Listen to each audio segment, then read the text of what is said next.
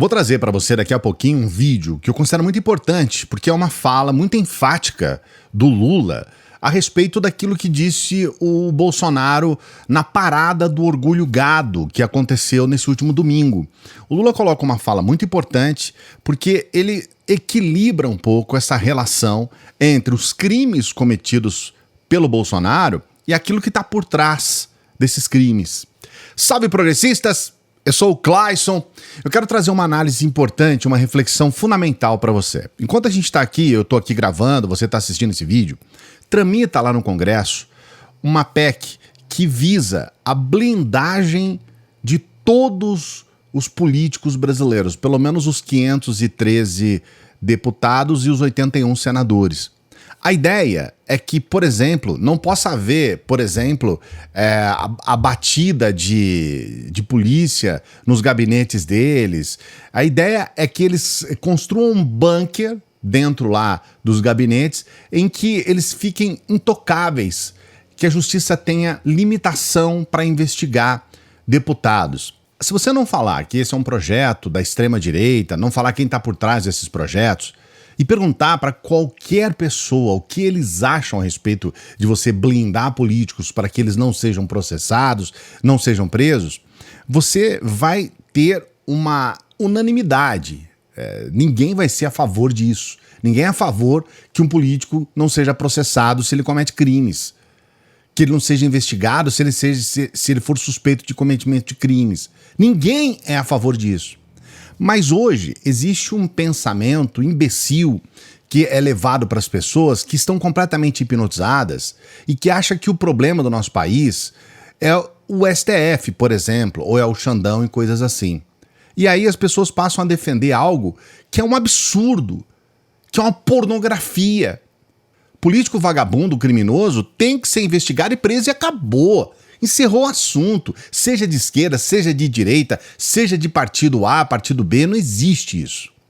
Se nós tivéssemos o mínimo de visão, de conhecimento, por parte dessas pessoas que estão sofrendo sanções jurídicas em função do fato de terem ido para a porta de quartel, defender golpe militar e fazer o que fizeram, se essas pessoas tivessem um mínimo de visão, elas iriam entender que foram enganadas.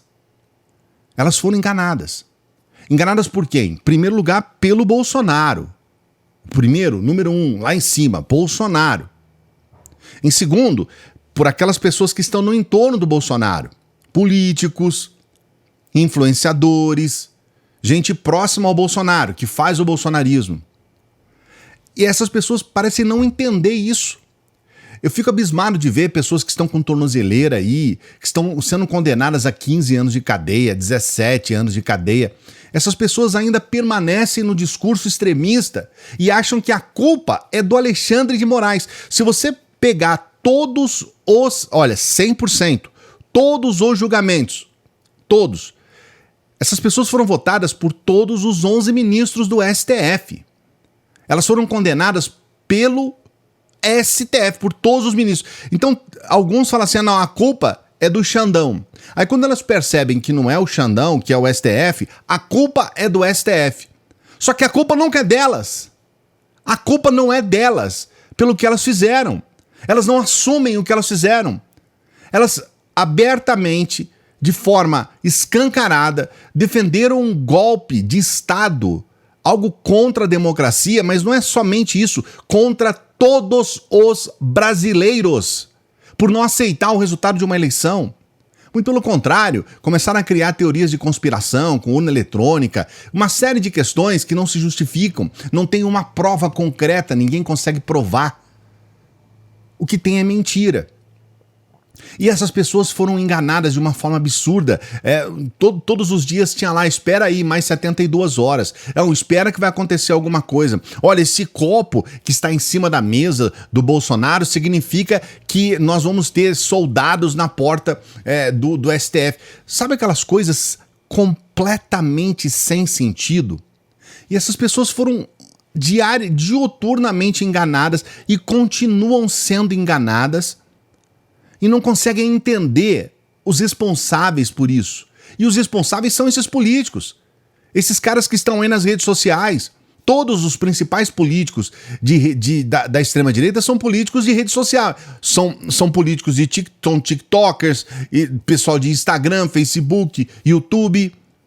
Todos eles usaram as redes. Você pega todos os principais, todos eles estão aí, utilizando as redes para tudo. E eles não conseguem entender que foram enganados. Até agora, o que me deixa mais assustado, isso me assusta, é assustador. Não teve um que chegou e falou assim, não, peraí, eu me deixei levar realmente por essa conversa de que nós íamos tomar o país, de que, sabe, que o exército ia salvar. Eu me deixei enganar. Então eu sou o culpado. O que eu vejo é as pessoas dizendo, não, o exército é culpado porque não deu o golpe. Olha isso, cara. O exército é culpado porque não deu o golpe. Então eles não conseguem entender. Eu vou trazer para você essa fala aqui do Lula. Às vezes a gente fica um pouco chateado, porque, e até peço desculpas, eu não devo gravar vídeo quando eu tô assim, porque eu confesso para vocês, eu fico realmente revoltado, fico injuriado. Ontem nós tivemos a aprovação de uma lei que aumenta a isenção fiscal para as igrejas. Agora, se você compra lá um tijolo, você tem isenção fiscal.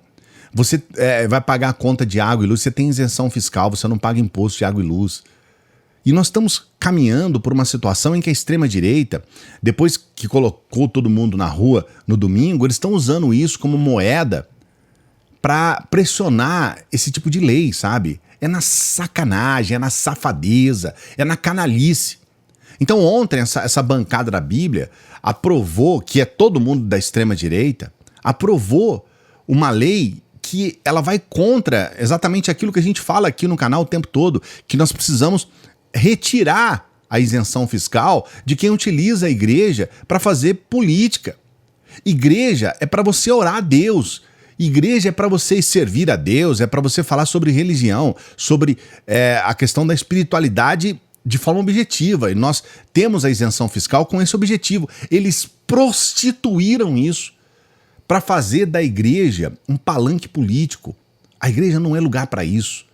Então, a minha proposta aqui, há, sei lá, quase 10 anos, é justamente para que, se houver um líder religioso dentro da igreja falando sobre política, que essa igreja perca a isenção fiscal, porque eles estão fazendo uma campanha com o dinheiro de quem é oposição. Ou seja, eu, por exemplo, que defendo o governo atual, eu vejo esse pessoal de extrema-direita fazendo política de extrema-direita dentro das igrejas e eu tenho que bancar esses caras. 60 milhões de pessoas que votaram no Lula tem que bancar esses caras. E aí, tivemos essa aprovação dessa lei ontem, hoje estamos com a tramitação dessa lei que blinda a extrema-direita. E aí o que vai acontecer? Muito normalmente vai bater no STF, o STF obviamente vai dizer isso é inconstitucional e mais uma vez vai estar todo mundo chorando nas redes sociais, culpando o STF. Eu quero trazer aqui para você um vídeo só para você rememorar, antes de colocar essa fala do Lula, só para você rememorar por que o Bolsonaro não tem que ter anistia, não. É anistia zero. Por que esse pessoal que estava lá não tem que ser anistiado, não? É anistia zero. Vamos dar uma olhada aqui nesse trecho para você entender. Em 9 de março, nos Estados Unidos, o presidente se dirigiu a uma plateia de empresários para dizer que havia exagero nas preocupações, provavelmente por razões econômicas. Tem a questão do coronavírus também, que não vem entender, está sendo superdimensionado o poder destruidor desse vírus, certo? Então, talvez esteja sendo potencializado até por questões econômicas, né? No dia seguinte, as bolsas do mundo todo caíram em meio à propagação do vírus. Ainda nos Estados Unidos, o presidente minimizou o problema e acusou a imprensa de todo o planeta. Obviamente, temos no momento uma crise, uma pequena crise, né? No meu entender, é muito mais fantasia a questão do coronavírus, que não é isso tudo que a grande mídia propaga pelo mundo todo. No dia 11 de março, a Organização Mundial da Saúde declarou que o mundo enfrentava uma pandemia. Na porta do Alvorada, repórteres pediram a opinião do presidente Bolsonaro. Eu não sou médico, eu não sou infectologista. O que eu ouvi até o momento é que outras gripes mataram mais do que essa. No domingo, 15 de março, o presidente participou de uma manifestação de apoiadores em Brasília e contrariou as recomendações de isolamento social. No dia seguinte, voltou a dizer que havia exagero nas preocupações com o coronavírus. Existe o perigo, mas está havendo um superdimensionamento dessa questão. Nós não podemos parar a economia. E eu tenho que dar o exemplo em todos os momentos. E fui, realmente, apertei a mão de muita gente em frente ao Palácio aqui na presidência da República para demonstrar que eu estou com o povo. Na terça, 17 de março, o Brasil registrava a primeira morte por Covid-19. Mas o presidente classificou de histeria a preocupação com o coronavírus. Esse vírus trouxe uma certa histeria. E alguns governadores, no meu entender, tá? Eu posso até estar errado, mas estão tomando medidas que vão prejudicar em muito a nossa economia. 3 dias depois, o Brasil confirmava 11 mortes. No Palácio do Planalto, o presidente deu uma declaração que causou perplexidade na comunidade médica e científica. Depois da facada não vai ser uma gripezinha que vai me derrubar, não, tá ok? No dia 24 de março, em cadeia nacional de rádio e televisão, Bolsonaro voltou a classificar a Covid-19 de gripezinha. Pelo meu histórico de atleta, caso fosse contaminado pelo vírus, não precisaria me preocupar. Nada sentiria ou seria, quando muito, acometido de uma gripezinha ou resfriadinho. 2 dias depois, no Palácio da Alvorada, o presidente disse que o brasileiro não pega nada, ao comentar o avanço dramático da epidemia nos Estados Unidos. O brasileiro tem que ser estudado. Ele não pega nada. Vê o cara pulando em esgoto ali, sai, mergulha, tá certo? E não acontece nada com ele. Eu acho até que muita gente já foi infectada no Brasil há poucas semanas, um mês, né? E ele já tem um anticorpo e não ajuda a não proliferar mais isso aí. No dia 29 de março, o presidente provocou aglomeração ao sair para passear em Brasília. Depois, disse que o vírus precisava ser enfrentado como um homem, não como um moleque. O vírus está aí. Vamos ter que enfrentá-lo. Vai enfrentar como homem, pô. Não como moleque. Vamos enfrentar o vírus com a realidade. É a vida. Todos nós iremos morrer um dia. No dia 2 de abril, Bolsonaro disse que o vírus não era isso que estavam pintando e ridicularizou quem temia se contaminar e adoecer. Ficar com medinho de pegar vírus, é brincadeira. E o vírus é uma coisa que 60% vai ter, ou 70%. Não vai fugir disso. A tentativa é de atrasar a infecção para os hospitais poderem atender. No dia 12, o presidente voltou a provocar espanto ao dizer que a pandemia estaria acabando. 40 dias depois, parece que está começando a ir embora a questão do vírus. Menos de uma semana depois, quando mais de 2.300 brasileiros tinham morrido, Bolsonaro disse que havia medo em exagero. O vírus está aí. Infelizmente tem morrido gente, tem. Né? Ninguém falou que ia ser diferente. Mas o pavor foi demais. No dia 20, as mortes no Brasil passavam de 2.500. Os repórteres pediram um comentário do presidente da República sobre esse número. Bolsonaro reagiu assim. Cara, quem fala de... Eu não sou coveiro, tá vendo? Não sou coveiro, tá? Esse trecho retrata pouco mais de 2 meses do início da pandemia. O final a gente já sabe, mais de 700 mil mortos. Você acha que um sujeito desse tem que ter anistia? Você acha que um sujeito desse, que teve esse tipo de comportamento, que poderia salvar vidas humanas, que poderia salvar brasileiros, que estava numa situação, naquele momento, todo mundo, quem tinha consciência, dizendo, olha, precisamos isolar, porque os hospitais não podem atender todo mundo, não tem como atender todo mundo. Então isola. E as pessoas, contra isolamento, contra as medidas de emergência que foram adotadas. Então, anistia, esse cara tá falando de anistia, ele tem que ser preso. E nós já esquecemos disso, a gente já esqueceu. A gente eu não sei, sabe? Eu não esqueci. Mas a maioria dos brasileiros parece não entender o que aconteceu.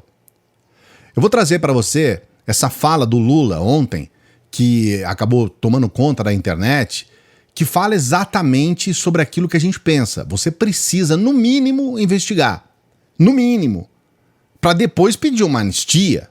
Porque vai pedir anistia sem sequer ser investigado, que é exatamente o que está agora, hoje, nesse momento, lá na Câmara. Eles querem que sejam blindados para não serem investigados. Vamos à fala. É isso, tem que ser julgado primeiro para depois pedir anistia. E a mesma coisa esse pessoal todo que cometeu esses crimes no 8 de janeiro. E olha, nós estamos aqui nessa questão das investigações do Bolsonaro agora, nós estamos falando só do fato de ele ter roubado joias, roubado relógio, dele ter falsificado cartão de vacinação. A gente não entrou no assunto pandemia ainda no país. A gente não entrou nesse assunto, que é a barbaridade que aconteceu, que mais de 700 mil pessoas morreram. Me assusta ver gente que tem parentes que morreram na pandemia e que ainda defendem Bolsonaro, que é um sujeito corresponsável por aquela morte. Mas eu quero saber o que você pensa. Às vezes a gente coloca uns vídeos mais indignados aqui, até peço desculpas por isso, porque a gente também não tem sangue de barata e, ao mesmo tempo, acompanhar essa política brasileira é uma coisa complicada, viu? Mas coloque seu comentário aqui. Eu quero saber o que você pensa a respeito de todos esses elementos que eu trouxe aqui para você e da fala do Lula também, a respeito esse pedido, né, de anistia aí do Bolsonaro para os criminosos do 8 de janeiro e para ele mesmo. Coloque seu comentário, não se esqueça de dar o like no vídeo, por favor, dê o like. Outros brasileiros precisam ver este vídeo. Não se esqueça de se inscrever no canal também, seja um inscrito, seja uma inscrita do canal, dá essa moral pra gente, dá uma moral aqui pra gente, se inscreva no canal. Você também pode compartilhar o nosso vídeo, né? Tem esse compartilhar aqui do lado, essa setinha pro lado. Você só clica aqui, você compartilha nas suas redes. Essa reflexão é importante para todo mundo. E eu peço para você que chega no final dos vídeos, eu sempre peço, para que você nos ajude. Nós temos patrocinadores aqui do nosso trabalho. Patrocinadores como você. Nós ontem recebemos mais um apoiador no nosso Apoia-se. Então você, novo apoiador, apoiadora, muito obrigado. A gente está no último dia da nossa meta, tínhamos que atingir a meta de 8. Conseguimos 1, pelo menos, mas quem sabe, né? Você pode ser um apoiador, uma apoiadora do nosso Apoia-se. Se você não puder, você também pode nos ajudar com qualquer valor pelo Pix. O valor que você puder, tá? Se você puder, se você quiser. Qualquer valor pelo Pix vai nos ajudar bastante. Eu peço para você dar essa força aqui pra gente, tá bom? Grande abraço. Daqui a pouco a gente volta.